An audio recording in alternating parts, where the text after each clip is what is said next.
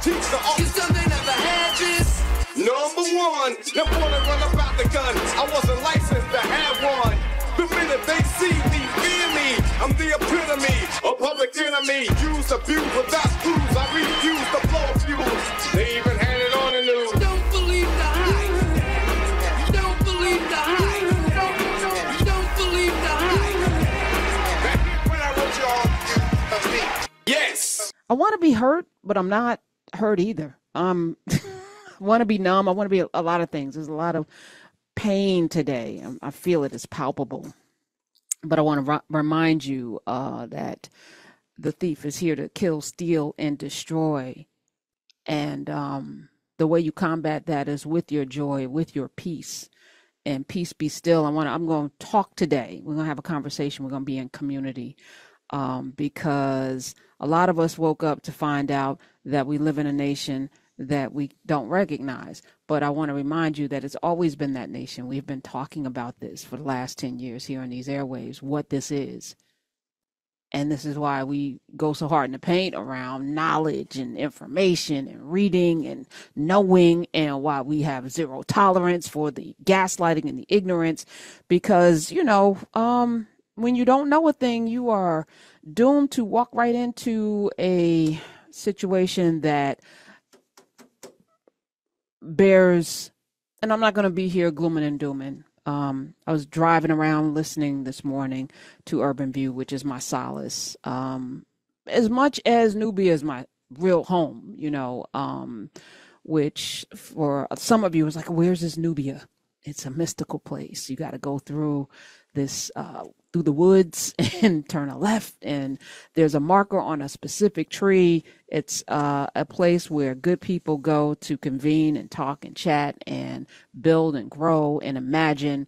It is where joy, where you can Nubia and refill, and also find your tribe and have curriculum if you're a teacher, and share lesson plans and read books, because there's a whole bookshelf in the narrative part. Narrative is with a K. The K is silent. But as I was thinking this morning, I was like, man, do we invite more people in? And I was like, no. Nope. Let's keep it what it is. And I was also thinking about how we are uniquely prepared here in Urban View to have this discussion, but also to do what's next. As I said yesterday, today is the day we roll up our sleeves to go to work. I didn't know that the work would be work that my great-great-grandparents were doing.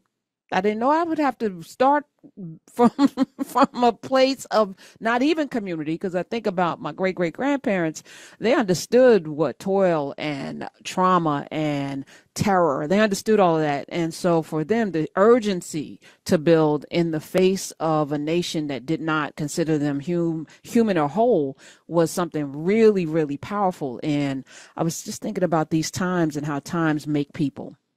Times make people, right? So you think about, the 1890s gave us the Ida B. Wells and the W.B. Du Boises and the Marcus Garveys. Out of the terrorism of the 1890s came these people, the Carter G. Woodsons, Black Wall Street, Rosewood, Wilmington, which we talked about yesterday, arose out of the trauma of the failed Reconstruction period, right? Out of the terrorism of the 1940s and 50s, and even before then, the book Without Sanctuary chronicles all of that. That gave us the Montgomery bus boycott, Medgar Evers, Martin Luther King, Ella Baker, Fannie Lou Hamer, Malcolm X. The times from writing Chinua Achebe and Gwendolyn Brooks, Baldwin. The times evoke. The people step into a time and become. The times really determine who you are. So we're in a time. And we've been in that time for a minute. And the question that I have is, now what are you going to do about it? What are you going to do about it? I am going to do what I've been doing.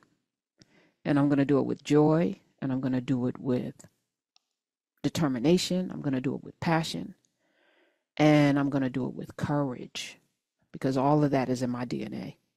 What's in yours? So a lot of you woke up or went to bed or didn't go to bed and you were nervous and your stomach hurt. I'm talking about myself. You were tossing and turning, didn't get a good night's sleep. Far worse things have happened in this nation. Maybe, because I don't know what's coming. So let me just say that I couldn't predict. I did think the one thing that I was wrong about, and I think I underestimated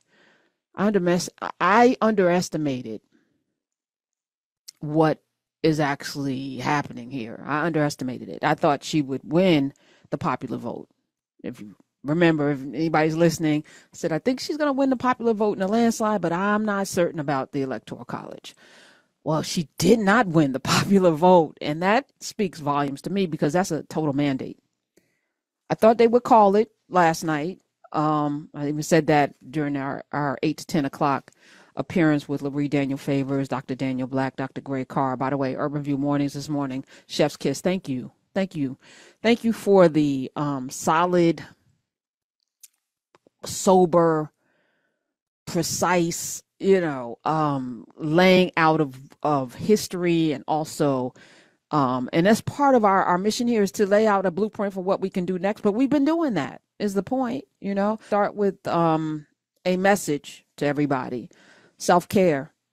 Take care of yourself, period. As I've been saying for the last 10 years, your health is probably even more important now, especially if healthcare is probably Affordable Care Act. Some of y'all need it.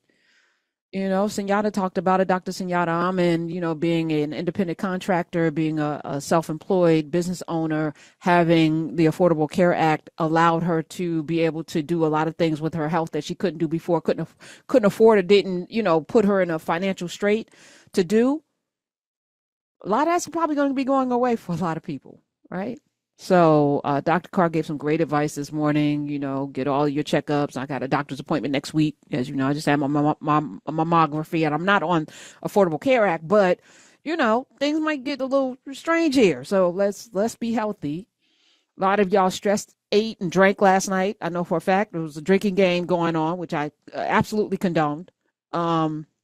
But now it's time for us to look at our sugar intake and our salt intake and the things that we can't control, because we could not control the outcome last night. Everybody listening to my voice who set out and voted, thank you. Thank you. You did everything you were supposed to do. You did everything. And that's why I can come in today and I feel not light and happy, because America voted against light and happiness. They wanted something else. Okay. All right. But I know that we did everything that we possibly could do. And now it's time to focus on us. It's time for you to focus on yourself. Are you where you want to be as a person? Are you at the weight you want to be? Are your health markers where they need to be? What do you need to do to change that? If you're creeping up on type 2 diabetes, what's your plan for not being fully into type 2 diabetes? If you're tipping up on, dialysis, what's your plan to not have to do that? What's your plan for living the healthiest you can absolutely live? Are you working out? Are you going to be drinking your water? Are you going to be putting down the alcohol and the cigarettes or the marijuana or whatever? Like I'm saying that, because these are things we can control. That's your body. How are your finances? I'm going right back to that. This is going to be a drumbeat. How are your finances? Do you have enough money saved for an emergency? Do you have enough money saved to invest? Do you have enough money saved to build wealth with? We're going to be doing a lot of talking about being healthy, wealthy, and then wise on this show. But I really think that this is an important time, because so much of the temperament in this country is it's negative, it's hateful, that it's time for us to really, really dig down and find our happy places, the people that make you happy. Like, this is time to prune. I know we usually prune in season. This is a good season to prune people out of your life that are bringing negativity, that bring you angst, that make you nervous and upset, make your stomach turn at when they come in the room, or when you hear it, when they call you, you're like, and your body has a reaction. It's time for them to have a seat somewhere. Don't let anybody steal your joy. This is yours. This is your joy. So claim it. Claim it. And if it means, whatever it means, this is what I love, again, because we have built something here that allows us to meet from time to time. I was talking to Clay earlier, and he was like, I was out. He's been on tour with Reese, and it's been beautiful. But that's part of it, when we were doing Foolishness Friday Live, or when we do Healthy, Wealthy, Wise. As much as it is about, the breakout sessions and the rituals, it's really about people getting to actually get a hug from one another and recognize that we're okay. And so my favorite part of that is karaoke and cards. I promise you. I look forward to that, because as adults, we have very little time. So I want to thank everybody that did their good job, got out, the poll workers, so many of you who stood in line, you took people to the polls, you registered folk, you were proud. You should still be proud, because you didn't do that for America. You did that for us. You did that for the future. And while this didn't end up the way it should have, it should not ever be dismissed as a good thing. You did a good thing. And I also want to thank Kamala Harris. She, as a candidate, was everywhere but here, but she was everywhere else. And I can't help but be me, so I'm gonna always throw a little shade. But yeah, she ran a campaign. I was like, I don't know why she's not exhausted, falling down, and everybody that had a grievance, she was there to meet with them and sit with them, and barbershops and Club Shay Shay and all the smoke. And she went here and there to everywhere, except for maybe Joe Rogan, who was mad, and Dr. Phil, who was mad, in here. And we weren't mad. We weren't mad here, because this wasn't about her. It was about us. So as I've said many, many times, I cast a vote for the possibility. I cast a vote for the potential to move about the cabin freely and to protest safely. I cast a vote for our freedoms and rights, and for our ability to see a world where there's not this much acrimony. But no, America cast a vote for something different. So America's going to get what America's going to get. But we don't have to. Everybody listening to my voice lives somewhere. Today is the day that you have to figure out if where you live is where you can thrive. What's your city council look like? What's your board of education look like? Who's your mayor? Who's your alderman, alderwoman? What's your state legislature like? What's happening in your community that is good, that you can contribute to, and what's happening that's not good, that you can help change? What's going on in your household that needs fixing, on your block that needs fixing? Because we don't have to wait. We never had to wait for government. I think I've shared with you the couple of times that I rented apartments. I painted. I put down carpet that I didn't take with me, put blinds up because I lived there every day. I wanted my home to be a sanctuary. While I would never see that money back, I lived there. So it was important that the place that I live reflects who I am inside. So every place you live, if you're stepping over garbage and not going and getting a little grabber and picking it up, you're part of the problem. And we don't need to be part of the problem, because we are the solution. So if you live somewhere, or if you 10 years ago, moved somewhere thinking you were moving into a better school system, but you really integrated your children into a burning home, maybe it's time to think about moving to another state. Smith said, welcome to the swing state of New Jersey. And I'm like, yes and no, because the place that I live overwhelmingly did what I did. And so I feel very safe and comfortable walking in my neighborhood. I don't fear my neighbors. I'm not looking left and right. And as far as, everyone smiles and says hello, which is very un-Jersey-like, but it happens, and there are pockets of that. When I cross over into another town in Montclair, it's the same energy. And I think that's important, that we live places that make us feel good about living there. Shout out to Maryland. Speaking of one of those places, if you live in Maryland right now, pat yourself on the back. Maryland showed out and has been showing out. I don't even know. Maryland got Governor Wes Moore. Last night elected the first black senator to the state, and Angela also Brooke. They have Maryland also has a black quarterback, which is, I don't follow football, but if you care about those things, somebody posted that, and I said, that's really interesting.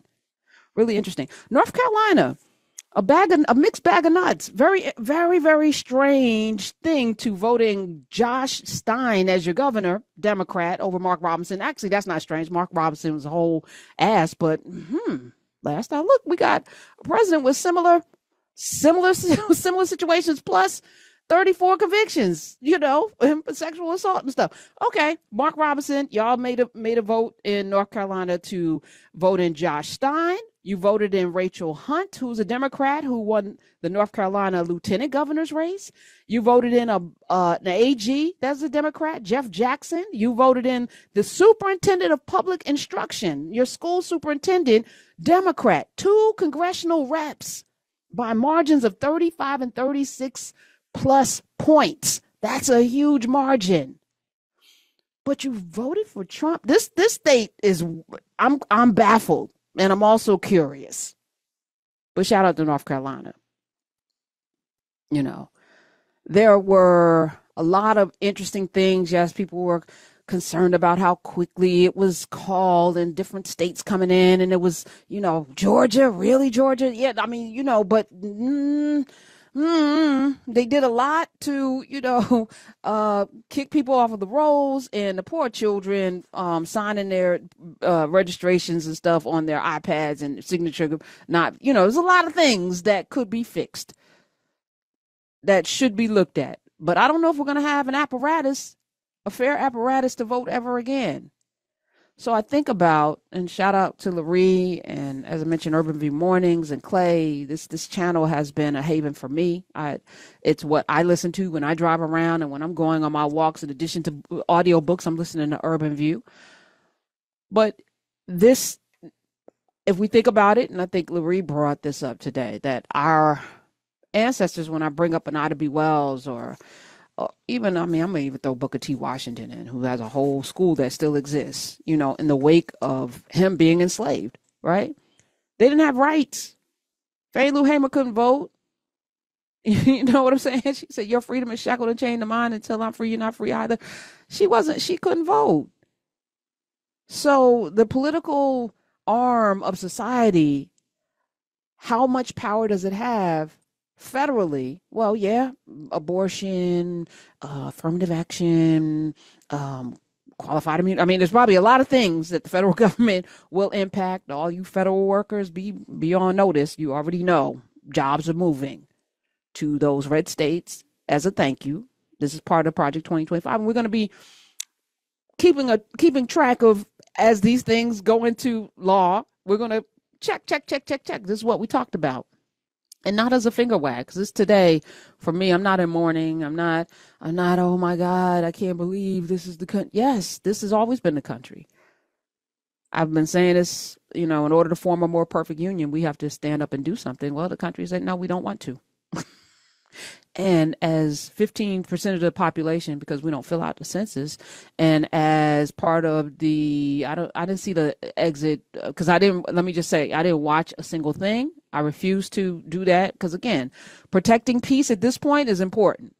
So I got up this morning, I watched a couple of episodes of Chicago Med. I went to the dentist to get my teeth cleaned because I'm on mission. All right, got to get my teeth cleaned. Found a new dental hygienist. She's amazing. She got every tar plaque, every piece of anything that might have been anywhere hidden in my mouth out. I was like, yes, and I'm not in pain. Thank you. Appreciate you. Came home after my mouth settled down, got something to eat, got me some green tea, tried to stay off Twitter because that's the other. It's unavoidable, by the way. It's like there's no place to avoid this stuff. I was like, only thing I can do is shut my phone off, which is coming.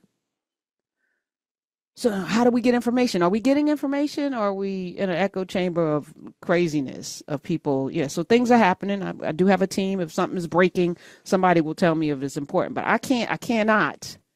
There's too much riding on my sobriety, meaning my mental health is too important at this point for me to go down these rabbit holes, because I think too deeply about these things. So I'm going to stay on mission. What's the mission?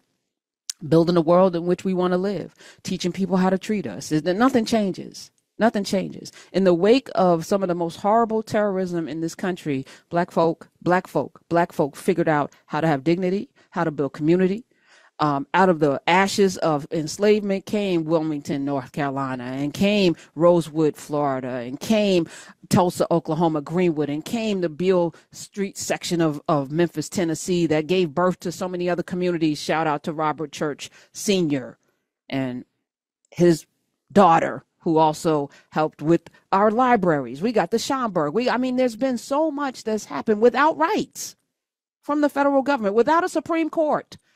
With a Supreme Court that saw us as 3/5 a human being, we figured some stuff out. Hannah Elias, Jeremiah Hamilton. There's been so many names that I could just rattle off of outliers and names we don't know. I know y'all talk about Madam C.J. Walker, but I'm going to talk about Annie Malone all day long. Millionaires in the wake of what should have been terror, which was terror for most people, but there's always going to be a light and a beacon, and that's us. We're the beacon. 866-801-8255. So I canceled all of the guests today. Again, I'm probably going to be doing that a lot more because as I sit here, there's like no amount of insight or, we'll have guests. I'm not saying we're never going to have guests, but the guests are going to be like very much inspirational and also people. Well, that's always been the case. So nothing's going to change really, except we're going to do less guests and more us. Because everybody listening, again, you live somewhere. So what's going on in your community that we need to know about? What's going on that we can help with? What's going on that needs attention? What's happening politically? Because the media is not going to cover these things. They're just not. We already know it. They are bound by clicks and algorithms to get more money. So we become the journalists as well. It's a lot to put on people, but we got this. I got a message from a bunch of people. So thank everybody who's sent me messages of encouragement and love. And, I appreciate all of that. But I really do believe I was built for a time such as this. I believe that for a long time. And I sit here every day, not as some, self-aggrandizing mission or anything. It's because I know some things. I've learned some things. I know some people. And I have an opportunity to share the things that I know and also be challenged to see things even more, right? And this is the back and forth that we exchange every day. I love being here. This is my life's mission and my passion, being on these airwaves. And I got a text from a really good friend of mine, and he was like, what do I tell my daughter? First he said, I'm depressed, I'm upset, I'm this. And I was like, listen, let me tell you exactly what I told him. Cause I'm like, let me say, he said, low key, I'm a little depressed and extremely disappointed in America today. And I said, low key, I said, high key, high key. I said, but wouldn't you rather know what we are up against? This makes our mission so much more important. I said to him, I'm grateful. And he said, yeah, but I had the difficult task of explaining this horrible loss to my daughter today. She was looking forward to waking up today and looking forward to seeing a president who looks like her. And I had to sit in that. Some of y'all got babies at home, little girls and little boys that you took to the polls with you, and you've had conversations, and she's been everywhere, Kamala Harris, and it's been very inspiring. The laugh, the smile, the beauty, the grace, the accessibility, it reminded me of the picture of President Obama bending over and the little boy touching his hair. Like there's these moments where being seen and felt is important. But as I'm sitting in that, I'm also recognizing that most of America doesn't look like us. And for them, their children wanted to go to Halloween as the Black Panther or, celebrating, not in their lifetime, not one, but two Black people that my children got to aspire to be. And this is becoming the norm now. What the is going on? This is America. This ain't my country. It's more of them. Okay. So that's got to be problematic as they're sitting at home with the possibility of a Black woman in office looking at their little white children saying, you could be anything, but she doesn't look like you. And representation is important. This election was as much about that as anything for some people.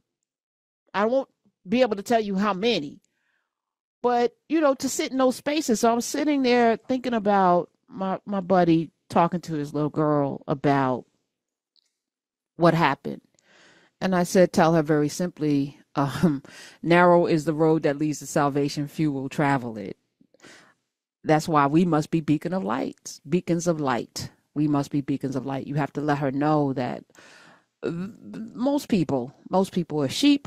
They're followers. Most people are, I think there was a study, it takes 2 weeks for people to be deprived of like food and resources to turn into absolute monsters. Apparently it doesn't take that long in America. But most people, if left to their own devices, will devolve into the lowest form of themselves. And if there's a lot of them, it becomes a zombie horde of people doing the same thing because it's comfortable. There's strength in numbers, right? So you have to let your little girl know that she's got to be a beacon. She's got to be the thing that's going against the grain, that's not like everybody else, that's not trying to fit in, that's not trying to be like everybody else, because that is the road to destruction, to use biblical terms. But that's the road to mediocrity, to sameness, to being forgotten. The road to salvation, the road to fulfillment, very few people are going to travel it because it requires something. As I often say, freedom isn't free. Shout out to everybody rocking that shirt right now. It requires something of you. You're not just, you wake up and you're free. No, there's an actual requirement of you to step into that thing to do. And a lot of you have done that. So congratulations and kudos. And it is a tough conversation to have. As tough as the conversation about putting your hands on the wheel when pulled over. As tough as the conversation that you have with your children about stranger danger. It's a tough conversation, but we have to have it because we're grown-ups and we have to tell our babies the truth. But you also tell her that she's got to be a beacon of light because daddy's a beacon of light, because mommy's a beacon of light. So there we go. Here we are. My days are cooler, nights are warmer, and I put the blame on you. Time moves slow, but my heart beats faster. When these eyes are looking right at you, you give me something to believe in, just what I needed. You're the closest.